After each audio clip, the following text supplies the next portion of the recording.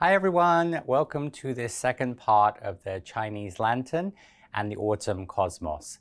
So we're going to be starting off by making actually the cosmos leaves because they need to dry a little bit. Then we're going to go on to actually dust the cosmos, assemble that, put the calyxes on those, and then move on to the Chinese lantern. So let's get started. So we're going to do the leaves of the cosmos. This technique I use for quite a lot of different foliage. Also, you can use this for pine needles as well if you actually leave the wires straight instead of curling them slightly. And I'm going to show you two techniques. One is doing this with wire, and then this is piped over the top with softened rolled fondant or sugar paste, or also air drying clay with water added to it. And then I will also show you the technique of using floral tape, which is an alternative if you don't have as I said, especially if you don't have sugar paste or rolled fondant for a sugar one. So in your instructions, it says take 8 full-length 28 gauge wires, these are green wires, and cut into quarters giving 32 wires. Now I've done one set of each size, okay, a 3, a 5, and an 8, and so you're going to do 2 of each, all right? So what you need to do is you're going to separate the wires into 2 groups of 3 wires, 2 groups of 5 wires, and 2 groups of 8 wires. So as you can see, I've got these on the magnet. So I've got 3 wires, 5 wires, and 8 wires. And we're going to use quarter width light green floral tape so it's not too bulky at the end. And all you're going to do is just take the wires, just tap them sort of level. And then at the end here, you're going to tape the end 25 millimeters or 1 inch, all right? So you're just going to come down about 25 millimeters, about 1 inch, the end of the wire here, and just tape it together. Now if you're doing pine needles with this technique, pine needles usually you do in even numbers like 4, 6, 8, 10, 12. When you're doing leaves like this, you can do them in odd numbers. So I've just done 3, 5, and 8. But you could also do 9s, but I've just done it so that we basically can take 8 wires. All right, so you're going to do the 3, and obviously you'd have 2 of those. Then you're going to do the 5. So it's a 25 millimeters at the end there. Just tape this down. So you see it doesn't make it too bulky at the bottom. And then this will be the group of 8. Now again, when you do this, you don't have to do them exactly these numbers. You could do, 3, 5, 7s, 9s, 11s. So, but you're just going to do here. So you have 2 groups of 3, 2 groups of 5, and 2 groups of 8. Now, what we're then going to do is going to cut these. So we're going to cut the 5 millimeter. Now, cut the group of 3 to 40 millimeters. All right, so just use some wire cutters or some scissors. So where the tape finishes, so this is where the tape finishes here. What I'm going to do is just going to cut that off here. And as I said, that's just going to be cut. You can also even use just like kitchen cutter scissors as well for that. So these ones will be approximately 40 millimeters long. All right, the groups of 5. The groups of 5 will be 50 millimeters.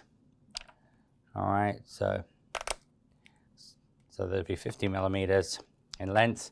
And then the group of 8, they will be 55 millimeters. All right, so just going to be a little bit longer. So progressively they will become a little bit longer there.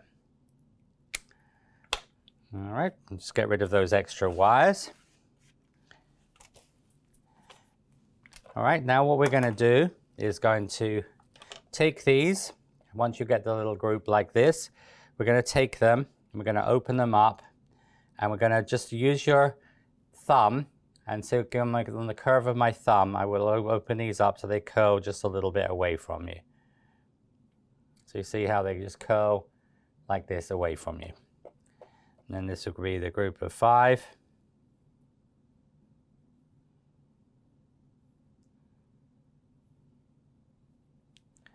And then the group of 8.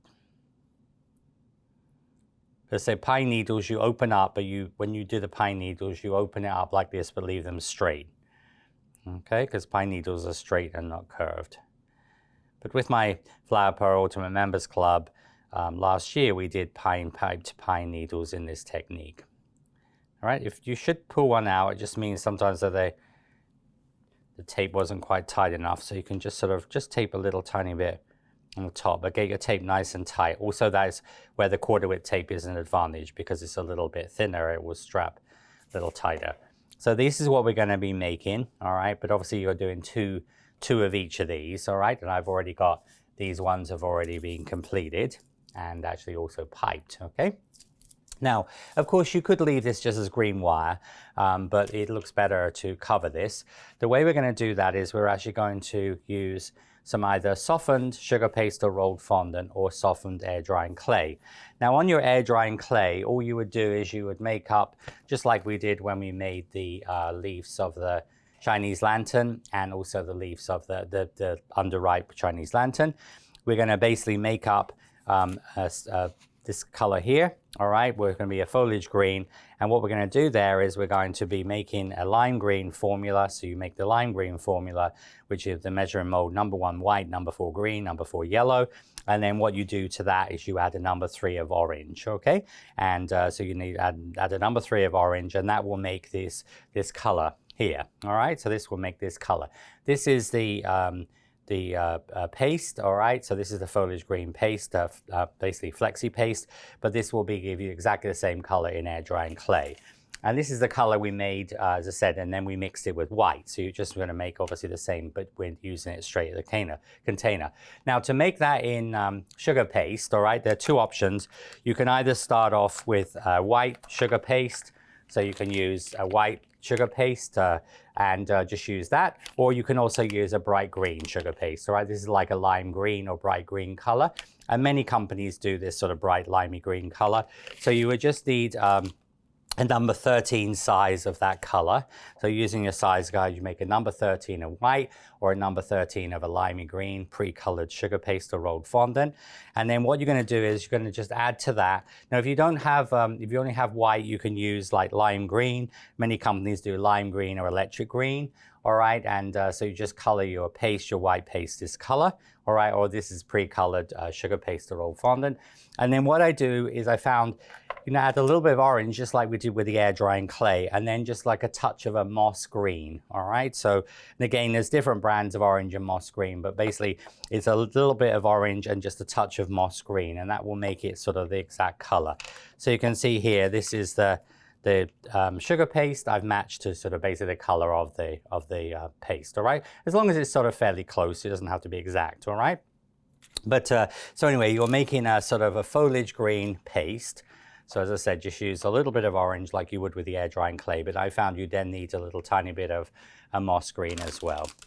Now, once you've got to that point, you would take your number 13 of your air drying clay in the foliage green, or number 13 of your sugar paste rolled fondant in this color. You put it in a little container.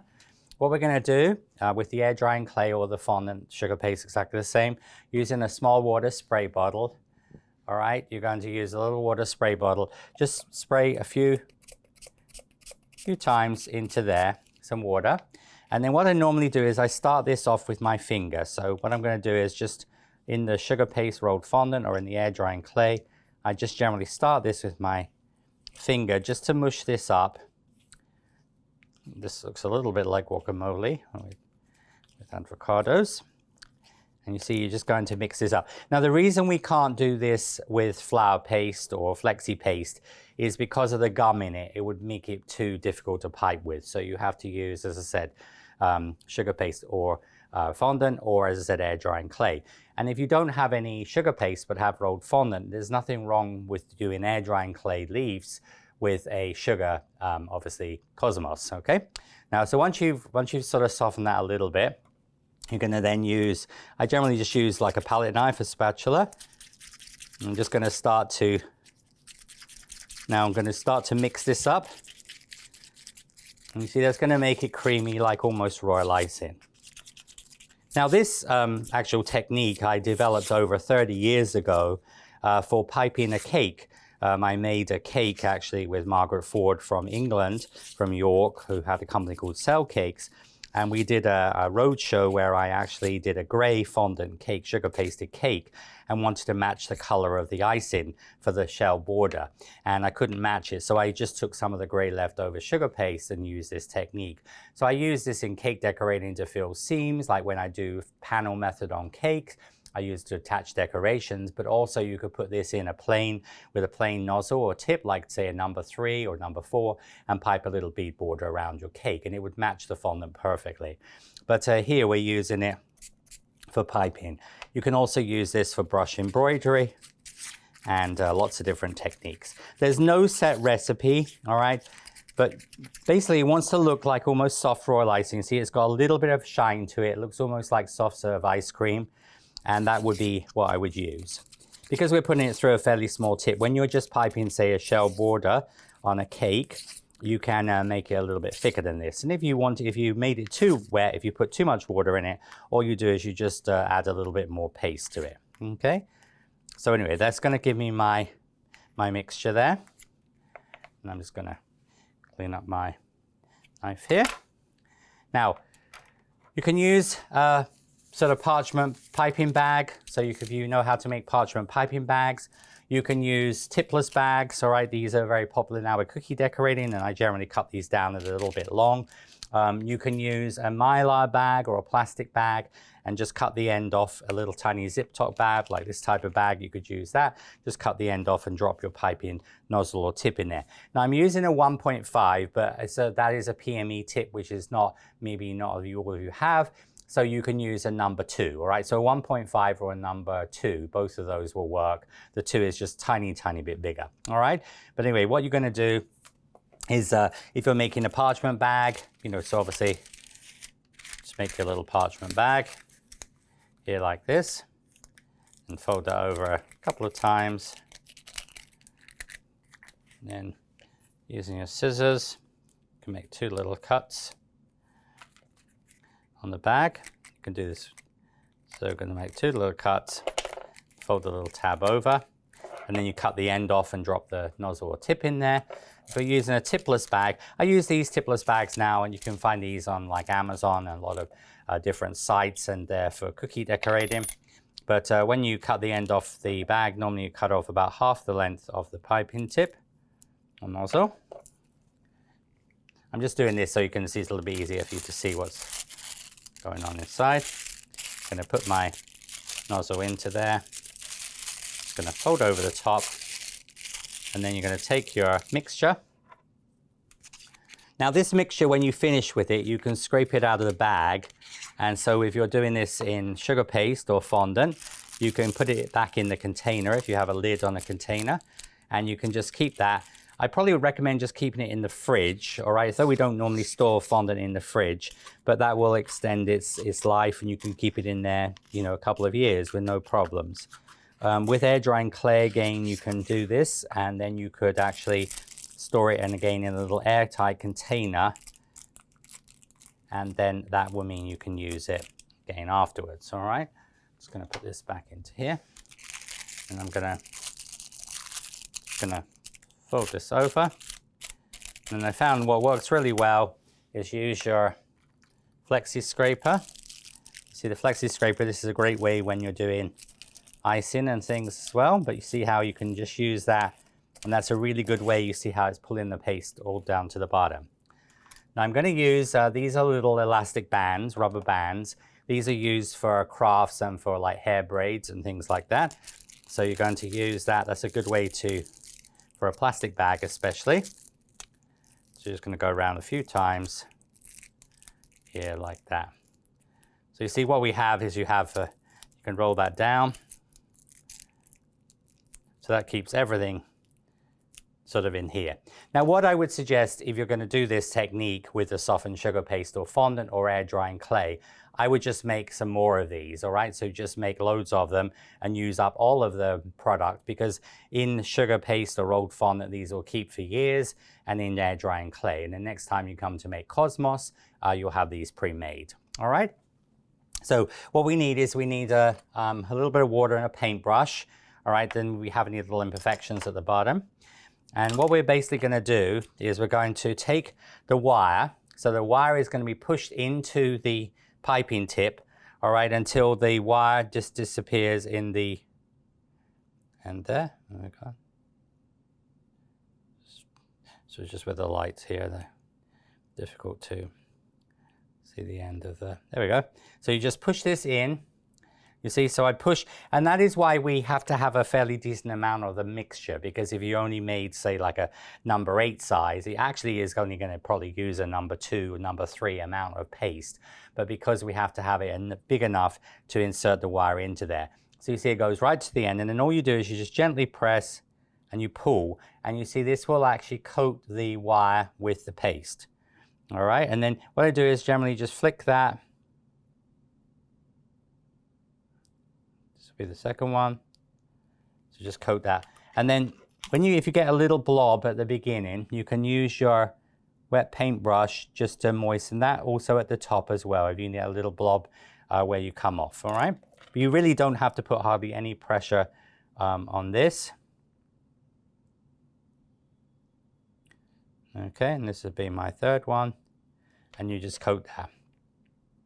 And then just sort of brush that into here like that, and you see this is going to give you your pieces. If you get a little bit of extra paste at the end, you can also just use your fingers like this, and that will almost like taper it off. So you see we've covered now the wires with the softened paste, and this will be exactly the same with air drying clay. The air drying clay works really well for this technique, and so I'm going to just continue with these other two, and I'll be right back.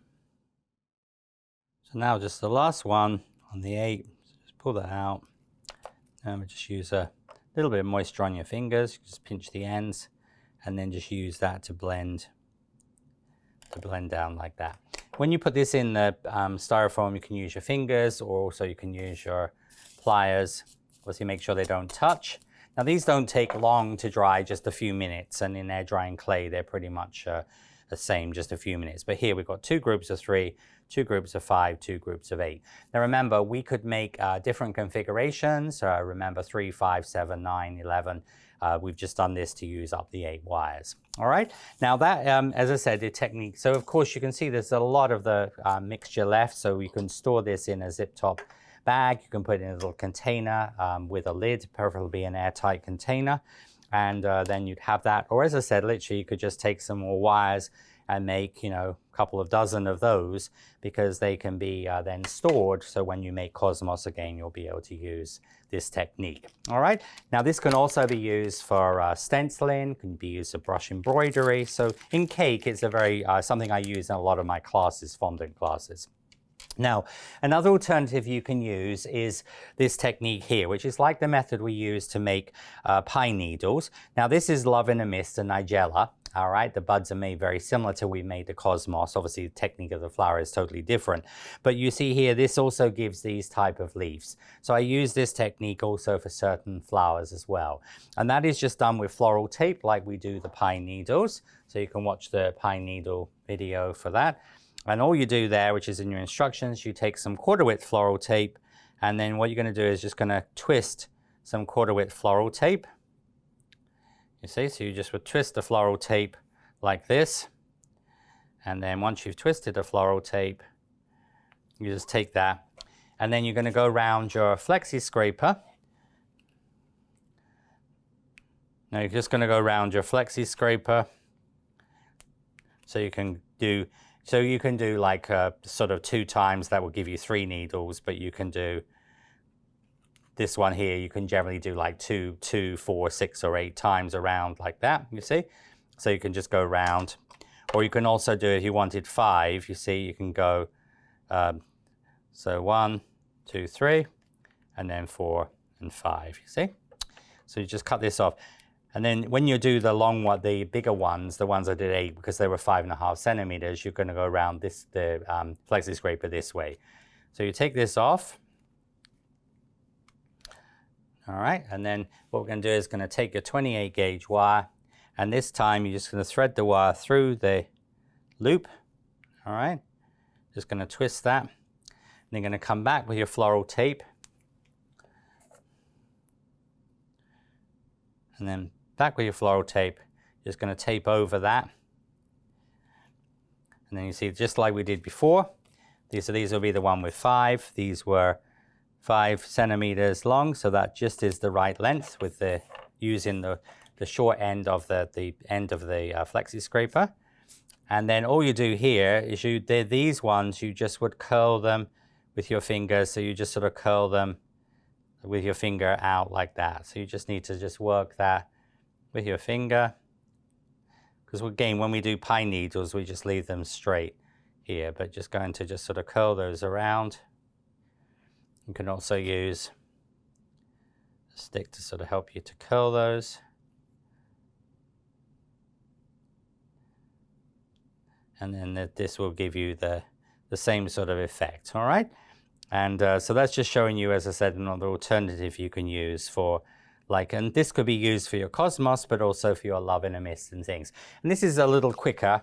So again, if you are doing this for a customer, it's a little bit more commercially viable and it doesn't take as long, all right? And so that gives you sort of alternative methods. You can use the method with the wire and then paste, softened paste or softened air drying clay, or you can do this with the using your floral tape. All right, quarter width floral tape is going to be fine. Now you could do this for half width as well, like I do for the pine needles.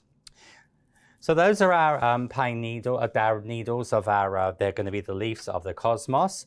So next I'm going to show you how we tape and color the cosmos to assemble the flower and then move on to the calyx.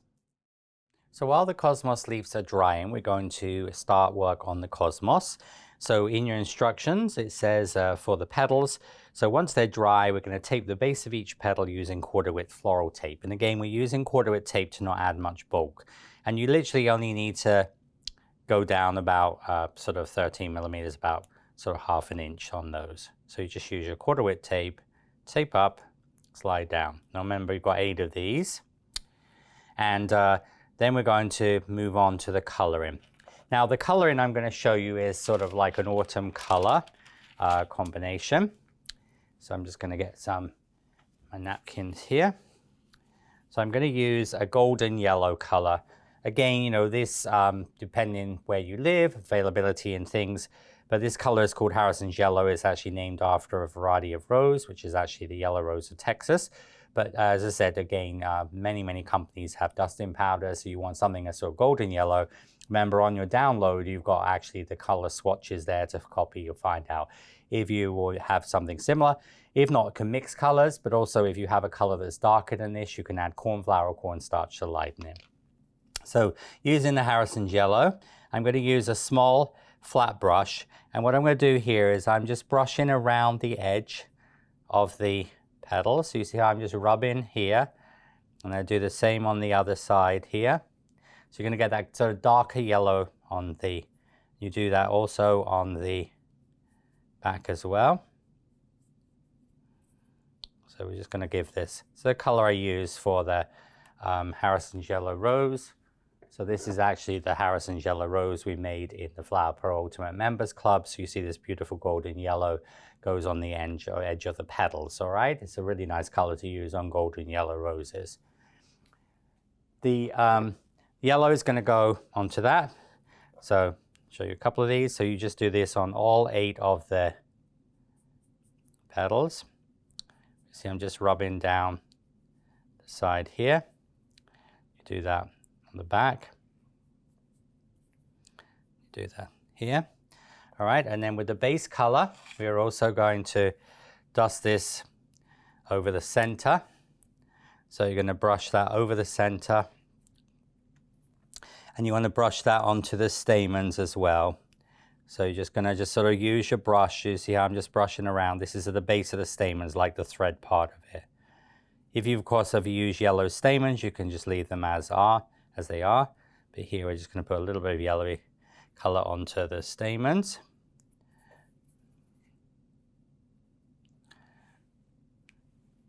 And so just brush this in. You can also do that. You can also lay that on the towel here like that and just go around on the napkin just to color those and come down just about halfway down with that golden yellow color.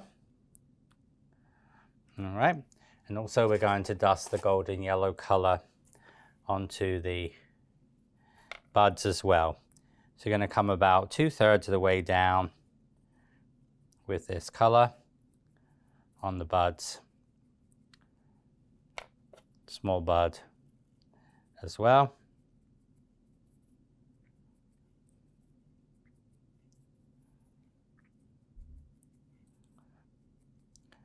All right, and then your excess color, Harrison's yellow, can go back into your container.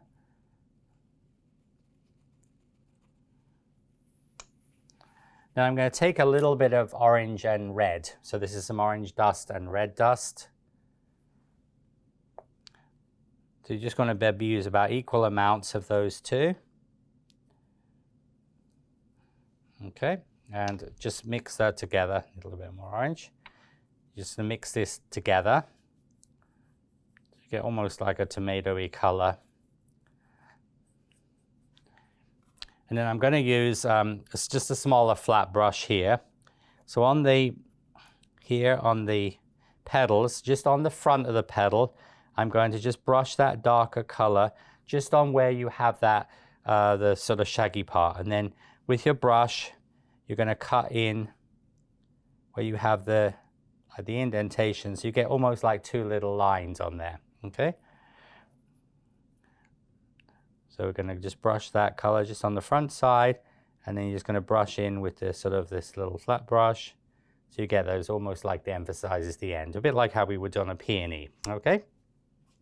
And on the buds, you're going to, on the small bud, you're going to just brush that onto the ribbon. So that's just going to be brushed just gently over the top here. So where you have those 8 little ribs, they will just have, just on the raised part of there, you'll have that sort of the darker color. And on this bud, again, where your little cuts are at the top of the ribs, you're just going to brush down here with the color. Okay, and that's going to give you the sort of the color onto there. Okay, and then in your flower center, you can put a little bit of that darker color, the almost like flame color, just around the edge of that, just a little bit. So just going to go around the edge a little bit with that flame color. Okay, now then we're going to go on to the next color, which will be some green, using a sort of color called prairie green, which is sort of lightish green. Again, if you only got like a moss green, just add some cornflower to that. And what we're going to do is on the petals, both sides, you put a little bit of green at the petals, both sides. So you see you have a little bit of green front and back. And then so you do that on all 8 petals. Okay. And then on your bud, the bottom 1/3 of the bud, you brush the green up. So the bottom 1/3 is going to be the green color. It's going to have a calyx on.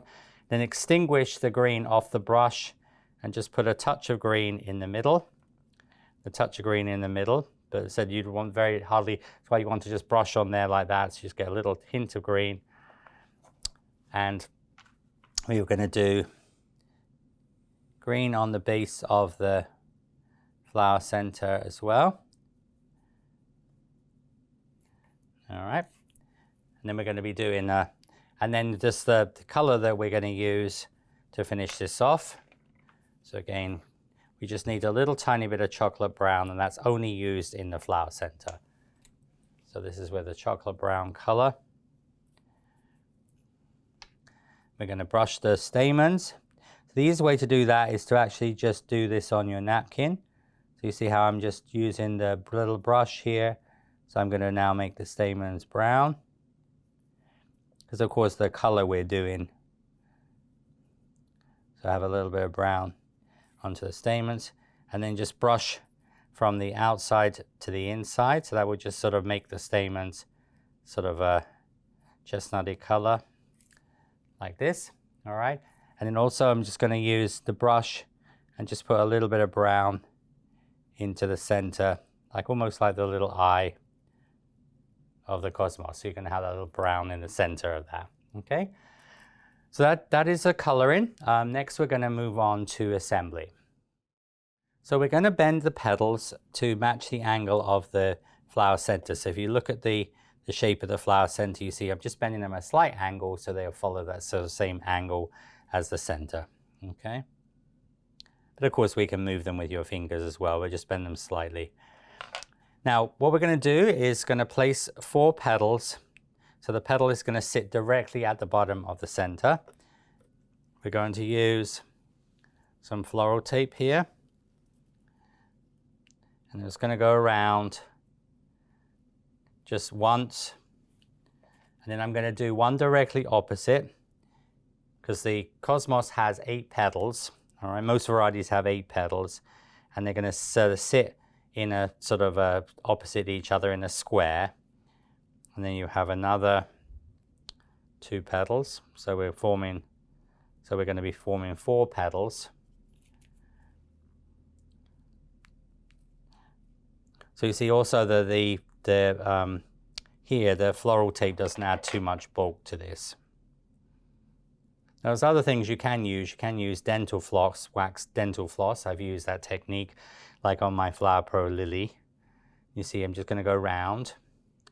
So you see they form in a square. All right, and then the other 4 will sit then behind those. So they will sort of go in between. So you see that they're going to sort of sit, obviously lower elevation, but sort of in between to give you the 8 petals. Here's this. You can put sort of 2 in and then tape, but just as I said, don't try and put all of them in the tape because you won't get them secure enough. And here is the last 2. So this is going to be this one. So, and then this will be the last one. So as I explained in episode 1, there are lots of ways you can make cosmos. There are, for example, cutters you can use to make an all-in-one cosmos, where you would cut out, and it's a shape like 4 petals. You make 2 of those and layer them. But I like this technique because I think it looks more realistic, and the fact is you can also open the flower up, close it down. So then I'm just going to tape down just a little way, so about 5 centimeters, about 2 inches, and then we can just cut off those excess wires. So you can use scissors, or because remember, when you're using 28 gauge wires, they're fairly thin. You can use scissors for that. So this is about 5 centimeters down. Then the leaves will sort of sit here. And mold this down, and then we're going to just move the petals around. But you see, you can make this more open or more flat, and it gives a very, very nice, very delicate flower. Okay, so this is sort of how the cosmos flower will sit. Now, next step is going to be to put the calyx on. All right, and the reason is that because of the way the petals are positioned, sometimes when we do flowers, we assemble them and then color them. I just found it easier with the cosmos to color and then assemble. All right, but a lot of times it's really up to you. Usually my sort of suggestion to my students is if you can access all areas of the flower easily, but you can see because the petals actually overlap there, it will be a little difficult to sort of dust it once it's assembled. So here we have the cosmos, and that will be ready for its calyx, along with the calyx on the buds. So for the cosmos flower and the 2 buds, we're going to use the calyx here. So this is actually the calyx of the classic Marguerite daisy. This is the center we use the cosmos, and obviously for a Marguerite daisy, you use this for the petals, and this is the calyx. So we're going to use this.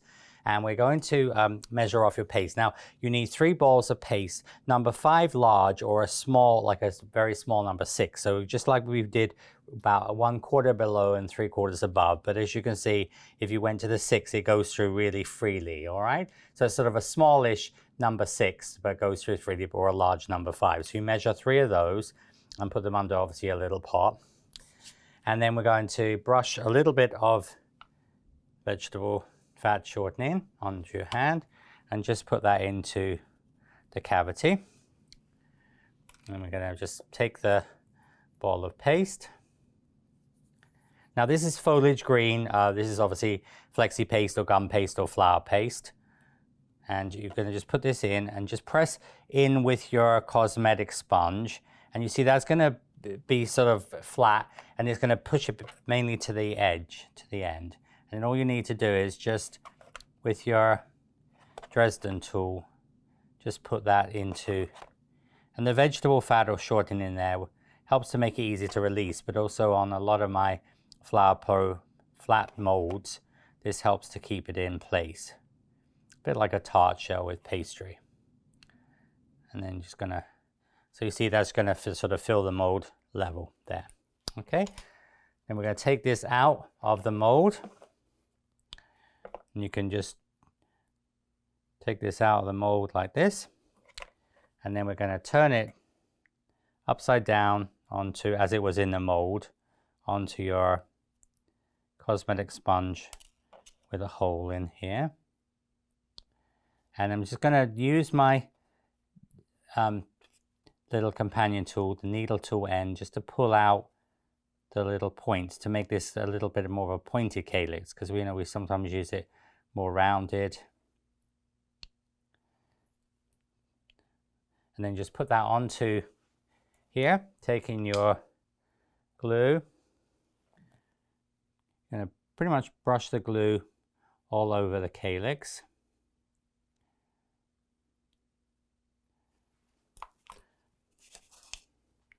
Then we're going to take the flour, push it through the middle, go through the hole here.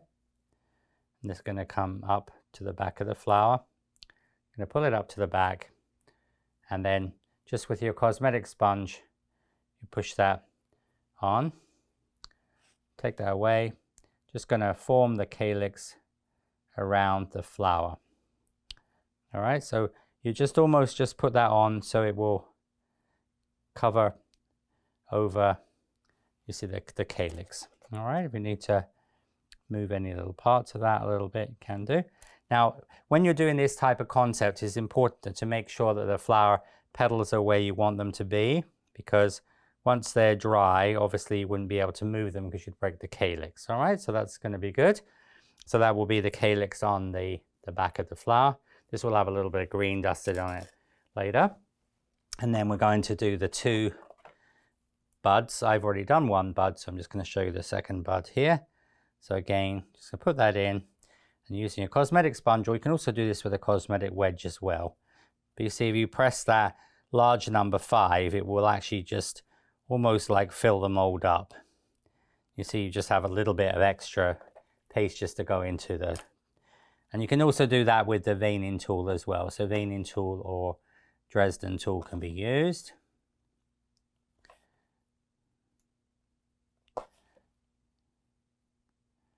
Just work that into the tips of the calyx. You can just press that over one more time. And then you can also just remove the calyx like that. So you can either turn it over and peel it back, all right, or just pop it out and put it onto your cosmetic sponge. And then it's going to work from the inside to the outside. So that will just give your daisy, which is the calyx, a little bit of a point there. So on the flower, we brush the glue all over the calyx because it's fitted. And then when we do the buds, you're going to put the calyx, come up about 2/3 of the way up. So nearly all the way to the top, because there's going to be open out slightly. And here they're going to push the wire through. All right, and it's going to come up like this. And then you're just going to go around with your cosmetic sponge.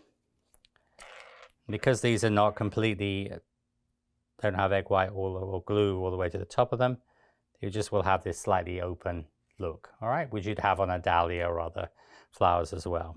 Okay, and that would be the calyx. So you can see the calyx is also on the other bud. And these will be your buds. Now those need to just dry for a few minutes, and when I come back I'm going to show you how we do the assembly of the cosmos, incorporating the leaves which are now dry, and then how to finish off the back of the calyx with a little bit of green.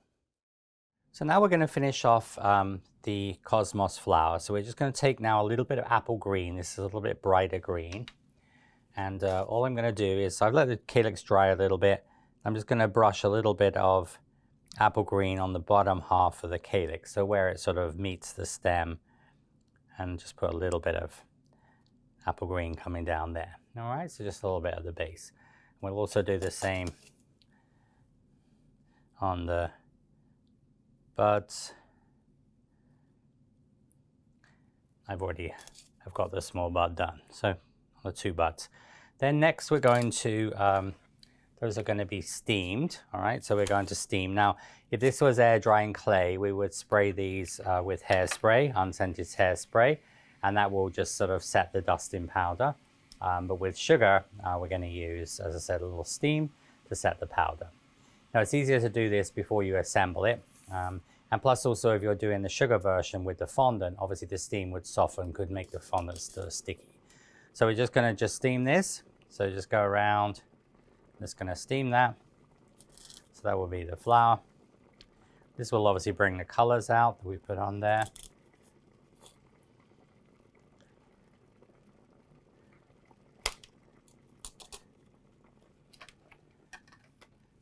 And so here's the flowers steamed. These are ready now to put together. Now when we put them together, we're going to use half-width floral tape. We're going to start off with the leaves, obviously little pipe leaves. These are dry. Of course, if you're using floral tape ones, you don't have to wait for them to dry, but they don't take long to dry, probably 30 minutes. And as I said, the air drying clay or the sugar ones will dry very quickly, the fondant ones. So what I'm going to do is first of all, I'm going to take my small bud, and I'm just going to put the leaf towards the top. So it's almost the tip of the leaf is about level with the calyx. So you can see the top of the leaf is about level with the bottom of the calyx. So I'm just going to start putting that in. Just tape these two together so where they meet. Just going to tape down. Okay, so that will be this sort of small, bud. And then what I'm going to do is I'm going to put the larger bud.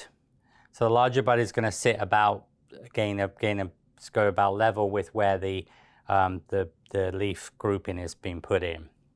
So I'm going to place that. So I'm just going to do a sort of a long grouping of this. And what I'm going to do is at this point here, I'm going to add a 22 gauge wire. So we have a full length 22 gauge wire that's going to be added where the large bud intersects with the small bud. And then going to tape down. And then I'm going to add another. So I'm going to add the other three small leaves at that intersection. All right. So that intersection there is the 3 leaves and the 22 gauge full length wire. And what we're going to do, going to tape down just a little way down there. So that will go to this side.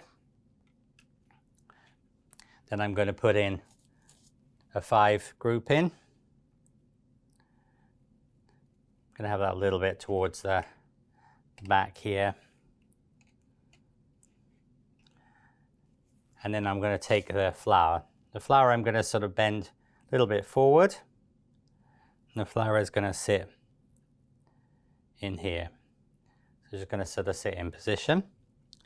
This would be like Black Eyed Susan, many different types of daisies put together very similar to this. And then we're going to take the other number 5 group in. Going to put that just really on towards the front of the, so both the number 5s are very close to each other. Now when I did this the last time in the Flower Pro group, one of my members asked, could you do these leaves in royal icing? And the answer is yes, you could pipe these with royal icing, but the thing is royal icing when it dries, as everybody knows, it gets very brittle. So the thing is if this was royal icing and you sort of bent it, it's going to break off. The fondant, the sugar paste, will stay flexible for weeks and weeks, and it stays very flexible, as does obviously the air drying clay. So that is the reason why I didn't do it in royal icing.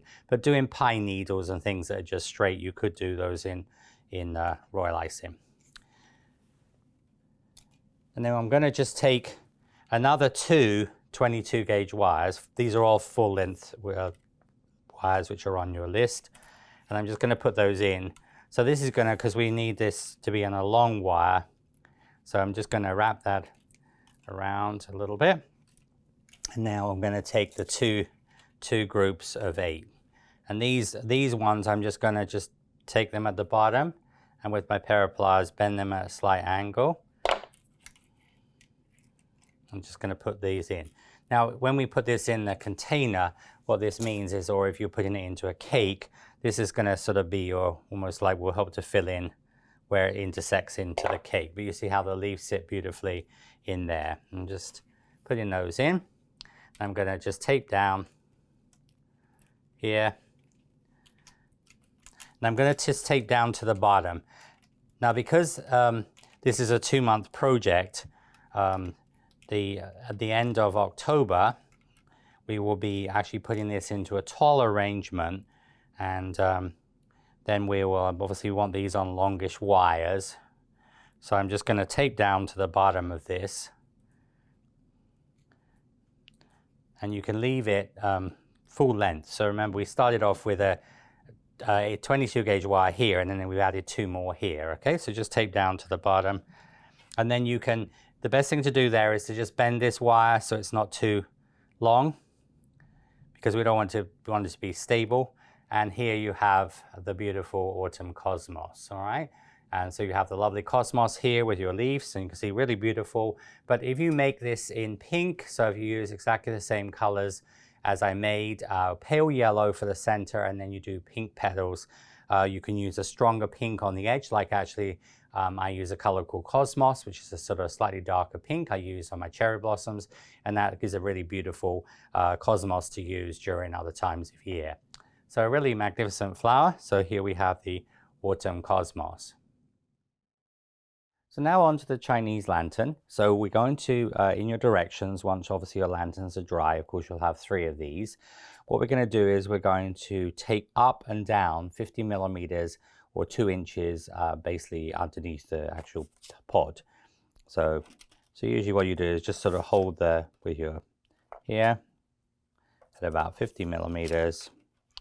All right, approximately, okay. And so what I'm actually going to do is, a lot of times we do down, up, down. We're just going to, because we've already got the thickness here, so we're going to start off, and then we're going to bring the tape up to the base. Just go around a couple of times at the top there, all right? And then we're going to tape down. This just gives it a natural thickness that they have in real life, you see? So we've just emulated that sort of thickness with a little tape. And then you do the same on the other orange one, and then obviously on the green one. Just stretch your tape as you go. And then we're going to come up to the top here. Going to go around a couple of times and then just come down. Okay. So those will be the Chinese lanterns, all 3 of those. And then we have obviously the leaves, the 5 leaves. So these are just going to be taped just with your half-width tape, all right? So you're just going to go around about 50 millimeters down, and then you just slide that up to meet, all right? And you're just going to come down about 13 millimeters, just about ½ an inch, and break it off, okay? So that's just a single, which is most of the time what we do. So just go around, slide up to the bottom, and then just come down about 13 millimeters, about ½ an inch approximately, and then break off. So we've got our components now taped. So next step is going to be the coloring. So on the 2 orange lanterns, we're going to use orange dust, and in your directions it says then dust all over except the very top with orange. So what we're going to do is we're going to brush over here with orange. We're coming about 7/8 of the way up. You see, so we're just going to leave the very, very sort of top part, the natural color.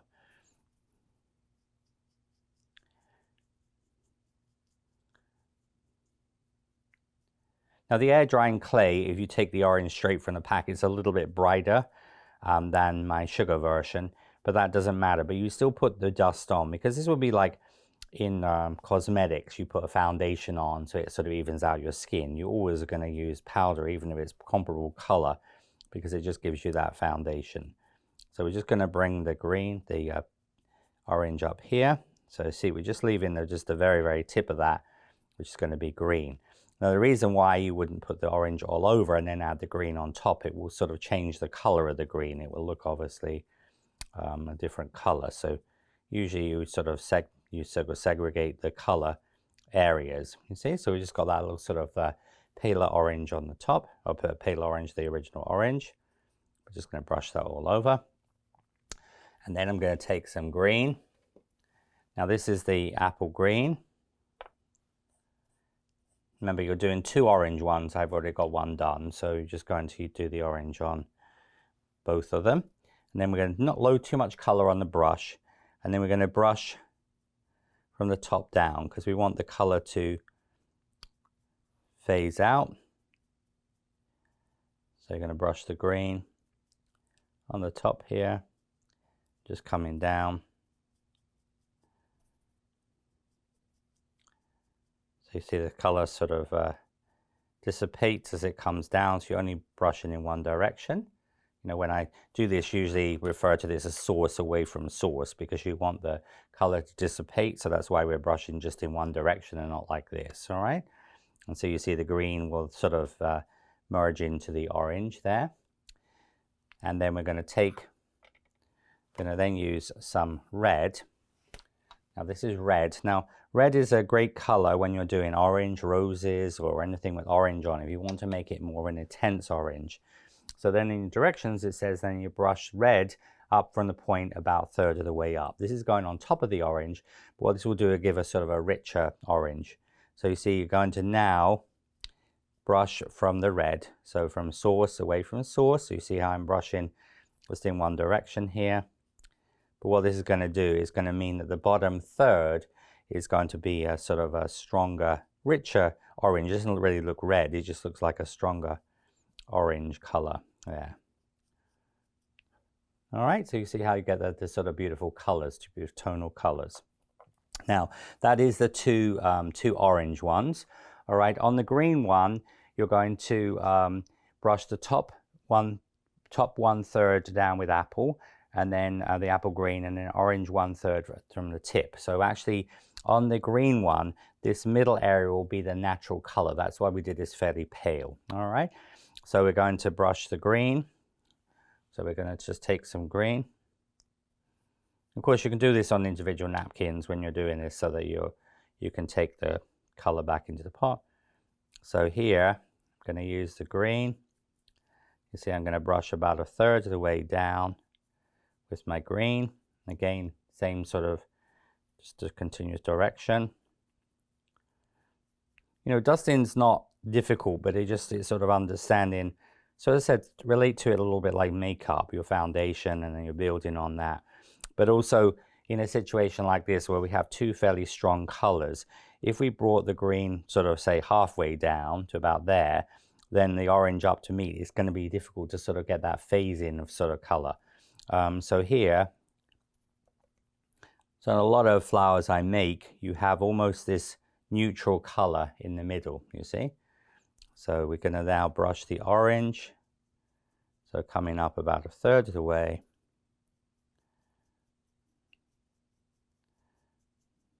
All right, so you see they have the original color that we made the paste in the center.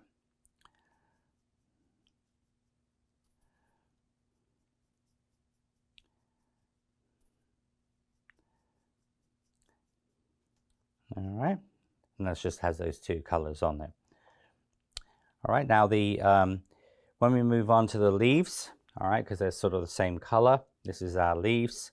So they're in your instructions, so they're going to be brushed over with the apple green all over. So you're just going to brush all over with the apple green here.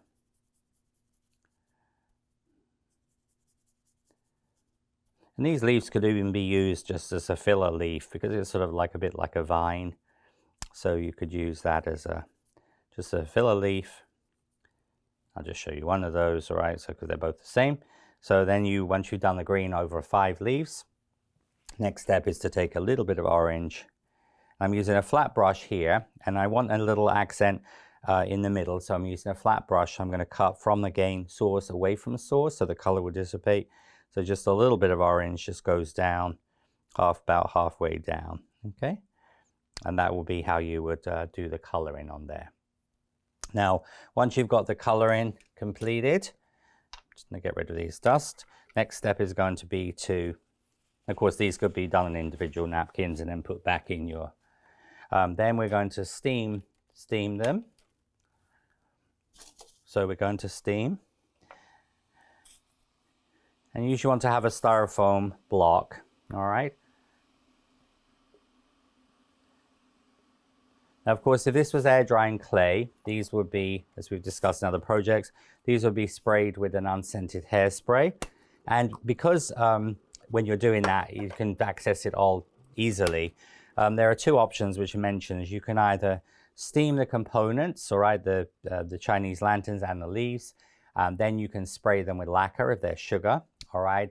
Or if you are doing air drying clay, you could again spray them individually. But also you can, because everything is going to be steamed and everything is going to be spray lacquered or lacquered, you can actually just at this point assemble the Chinese lantern and then you can steam the whole thing, all right? So really is sort of what you feel more comfortable in here. All right, so you're just going to just gently steam those. All right, so this will set the powder.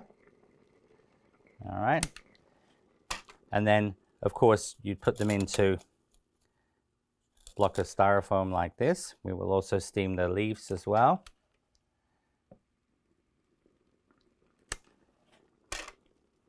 Or as I said, if they were air drying clay, you could stand them in a styrofoam block. And a lot of times, you know, you can do the hairspray into a garbage can, a trash can, rubbish bin, or obviously you can just go outside and just spray them with your hairspray.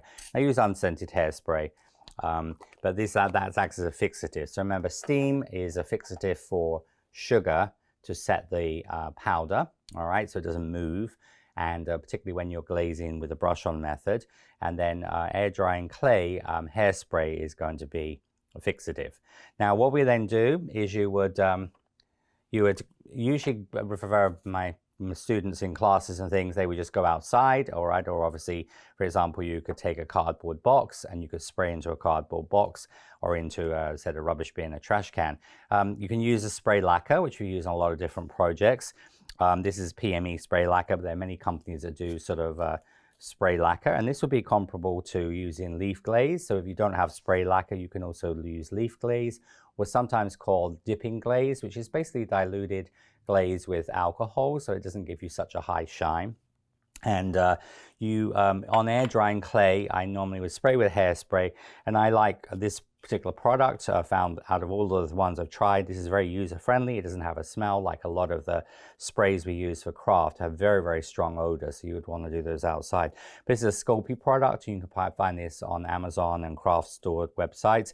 It's a satin glaze, all right, and I use this in a lot of my Flower Pro, obviously, projects, and as I said, Members Club projects for air drying clay. So like the dahlia leaves, they were here, the dahlia leaves, they were done with the, that's done with the Sculpey product. So it gives a very nice natural look to the leaves. Also, the Sculpey product is water soluble, so you can just wash your brush up. So it's a very user-friendly product, all right? And anyway, so I'm going to spray these, and then we'll be ready to move on to assembly. Okay, with the Chinese lantern, we're going to start off, obviously, with the assembly. So we've got 3 small leaves.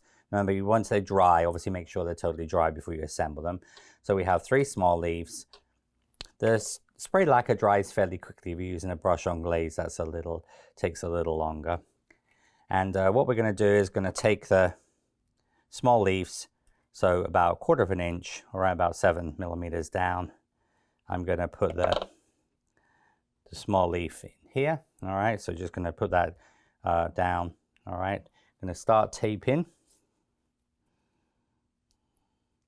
You're going to start taping this little leaf here, and they sort of just stagger. All right, and then we'll have another small leaf. But you're bending them sort of a right angle to the leaf, because they sort of sit like this, like almost like ivy does. And then we're going to put in a large leaf. A large leaf. Now it's going to go, I'm going to go in the opposite direction. All right, so you know, so these two are here and then these two are here. So I'm almost going to give you the, so then we're going to take that and I'm going to add an 18 gauge wire. Again, because the final arrangement at the end of October will be a sort of a tall arrangement, then I'm putting everything on long wires because these items are going to sit sort of at the back of the arrangement. So you can take your 18 gauge wire, and then I will add the 18 gauge wire here. All right, so you see that they will just sort of sit almost in a position of like the first one. And you're going to just sort of stagger these around. And then the next one is going to be, again, just bend at an angle. That will go in the opposite, the other one. Okay. Now when the Chinese lantern, there's several varieties of lantern. Some of them sort of grow almost like 360 around you, so you just would sort of stagger them in. And then some of them almost are going to just sort of like be on one side. Now, generally speaking, when I'm doing this for the arrangement we're going to do, I'm going to sort of have them all one side of this, all right? So, because we want them sort of like hanging out behind the dahlia and some of the other components. So all I'm going to do here, so I'm going to take this in.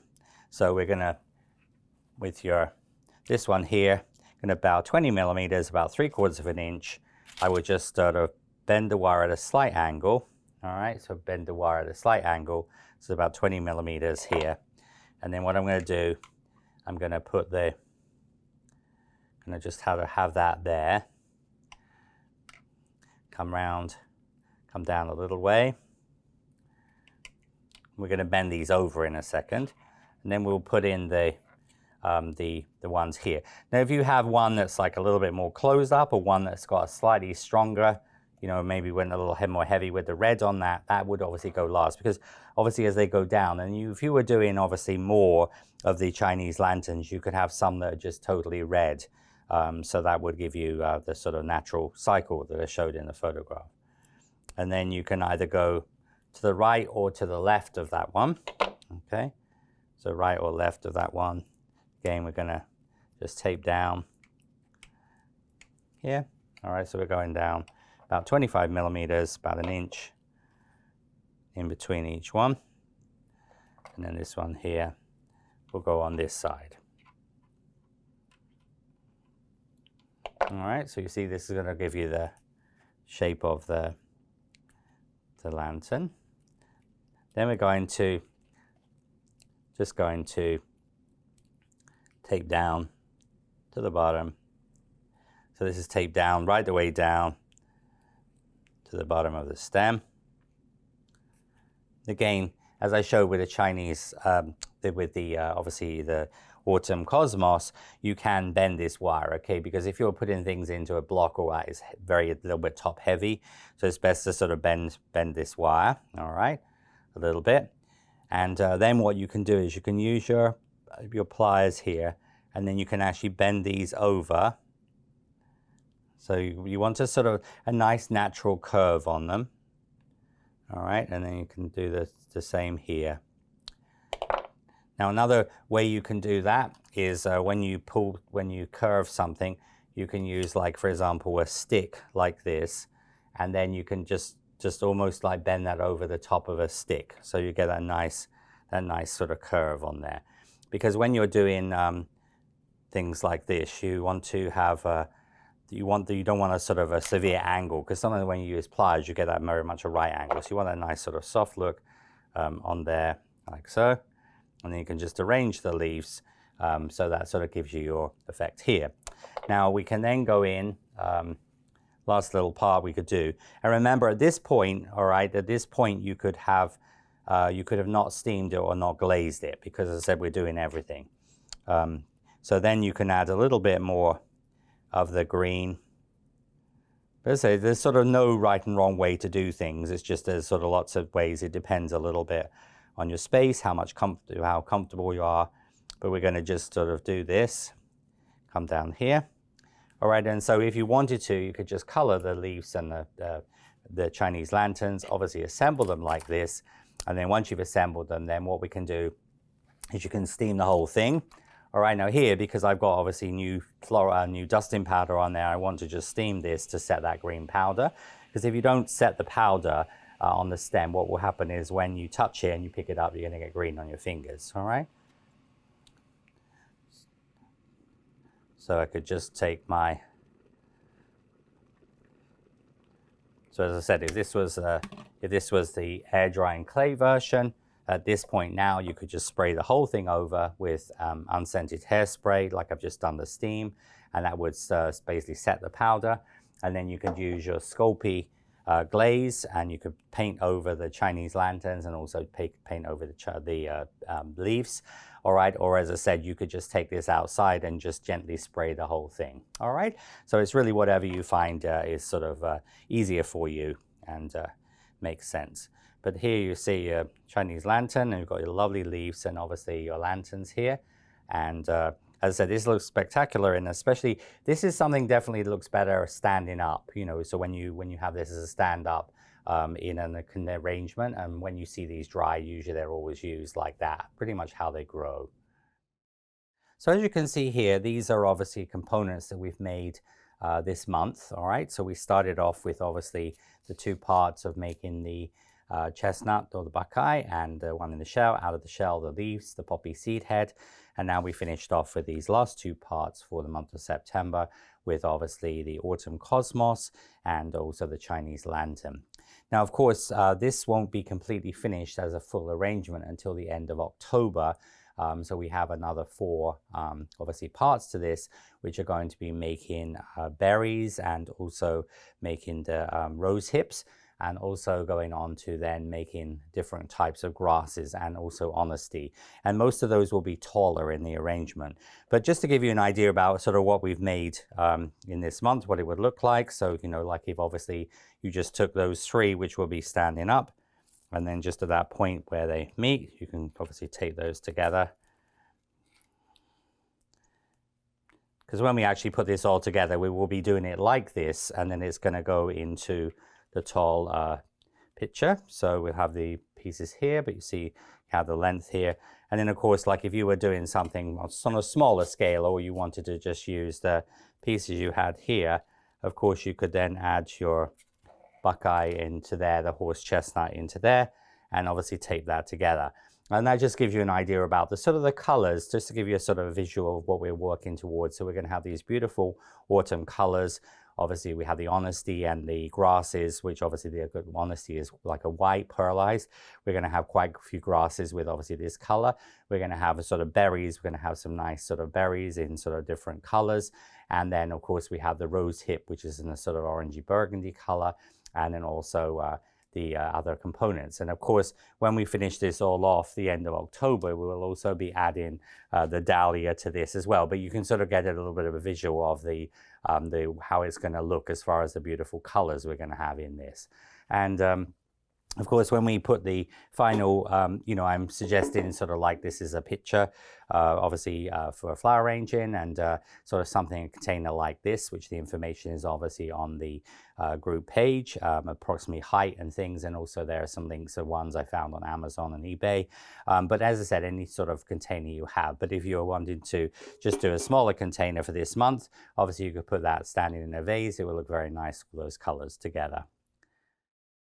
So I hope you've enjoyed the Chinese lantern and the autumn cosmos. We'll have fun making those. Remember, especially the cosmos is a very versatile flower. This can be made any time of year in any color combination. Until next time, sweet wishes, bye.